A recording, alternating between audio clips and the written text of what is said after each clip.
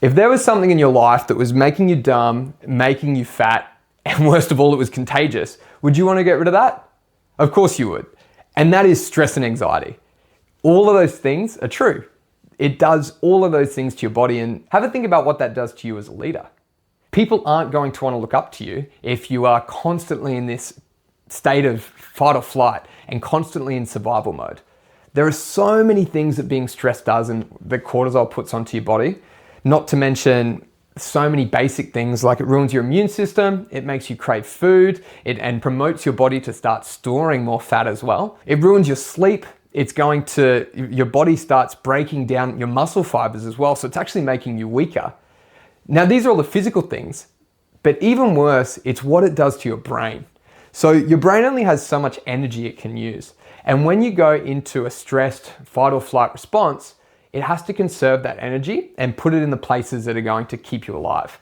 What that means is all your senses go up, and your ability to have empathy, your ability to problem solve, to have great insight on things, that's going to absolutely deplete. And your brain is going to move all of the activity from the front of your brain that looks after those things and put it into everything that it can to make sure that you stay alive, that your senses are on 110%, and that you can survive in the environment that you're in. You will know when you're in one of these headspaces or when your senses are running at 10 out of 10, because if there was someone on the other end of the room, you're stressed out, nothing's going the way you want it to go, it's been 3 weeks of really hard, long days, and someone's chewing too loudly on the other side of the room, it'll drive you nuts. And just hearing them chew on the other side of the room, that's how you know something needs to change. I had this same thing happen to me. I was very stressed about 12 months ago, where it was just every single day, I was too busy looking at the losses and not looking at the growth and how far I'd come. And I got to the point where someone tried and talk to me and I'd flinch because I was just heightened. I was at that point where I was literally in survival mode and I could feel it. I didn't have the energy. All of those things I mentioned before were happening to me. And yeah, someone would try and stop me and have a conversation with me, and I would be taken back. I would act like they were, about to punch me. Obviously, you don't want to get to that point. That's pretty intense. What we need to do is make sure that we're giving you tools so that you can maintain your energy and make sure that you never get that depleted. Because as a leader, it's your job to make sure you have that energy so that you can inspire everyone around you all the time. And you need to be someone that they can look up to when it comes to this. So how do we make sure that you never get to that point? Well, there's actually 3 things that I've learned go a really long way to make sure that you don't end up in that pit of just stress and anxiety. It's really simple. They're very simple things. So number 1 is making sure that you've got a consistent routine. That consistency in the morning, every single day. One of the best quotes I've ever heard is, if you have a consistent morning, your results will also be consistent. When it comes to consistency, it only makes sense that if every single day you have a consistent routine, you will get consistent results. It doesn't matter what it is. If you are training and you have the exact same consistent routine that you make before you hit the gym, you're gonna come into the gym warm, ready to go, you've stretched, you're gonna see those consistent results. Imagine if you were training and every single day you came in, one day you came in, just rolled out of bed, you smacked a Red Bull, and now you're trying to do a PR when it comes to deadlifts, compared to someone who every single day wakes up an hour before the gym, they get a little bit of education in, they warm up, they stretch, they make sure they have that solid routine before they start lifting. Of course they're gonna see more consistent results. Same as a footy team, right? They're not gonna just rock up and then go straight onto the field. They have a consistent routine every single time before they go out and onto the field and play the game.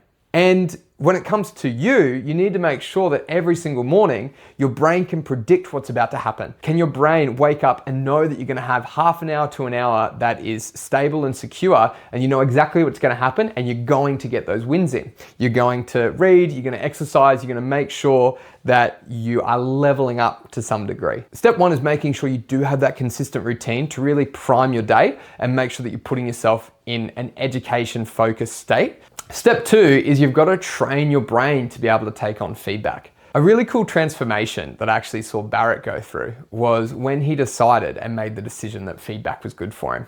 He went from someone being a bit egotistical, and if someone tried to give him advice, especially unsolicited advice, he'd never take that.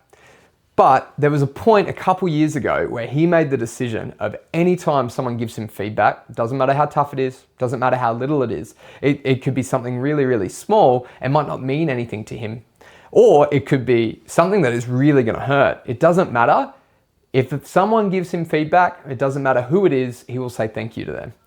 And hearing that, I've implemented the exact same thing, because you've got to train your brain that anytime there is feedback for you, it's designed to make you better. If someone goes out of their way to give you that feedback, instead of saying it behind your back, then that person is trying to help you. They want to make you better. And whether that feedback is coming from people or it's coming from the numbers, that's another thing. You see people hide their numbers. They don't want to look at that numbers because they're scared of what that feedback's going to mean for them.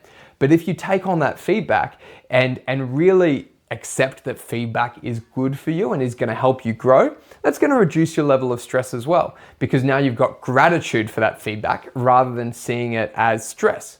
And lastly, you want to train your brain to handle more stressful situations. So the common one everyone talks about at the moment, it's ice baths, right? Getting an ice bath, do something stressful, stress your body out. Your body's going to be able to handle stress throughout the day.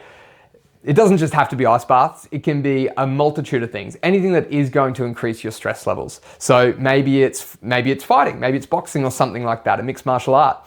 Maybe it is adventuring, pushing your body that little bit and going on hikes and doing those slightly stressful things and adventuring. Maybe that sense of adventure and doing something outside of your comfort zone, going diving with sharks and that kind of thing, skydiving. Pushing yourself and really challenging yourself, that's going to raise the bar and raise the threshold for what you can handle when it comes to stress.